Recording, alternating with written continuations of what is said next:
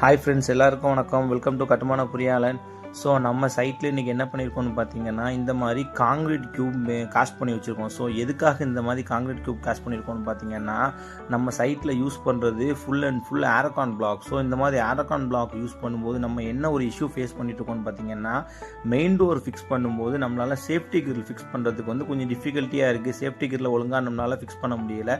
So அதனால் இப்போ இந்த வீடியோவில் தெரியுற மாதிரி நம்ம என்ன பண்ணுறோம், இந்த மாதிரி காங்கிரீட் க்யூபை கேஸ்ட் பண்ணி ஸோ நமக்கு எந்த இடத்துல நம்ம அதோட சேஃப்டி கிரிலோட பிளேட்டை நம்ம பிளேஸ் பண்ண போகிறோமோ அந்த இடத்துல இந்த மாதிரி நம்ம காங்கிரீட் க்யூபை கேஸ்ட் பண்ணி பிளேஸ் பண்ணிடுறோம்.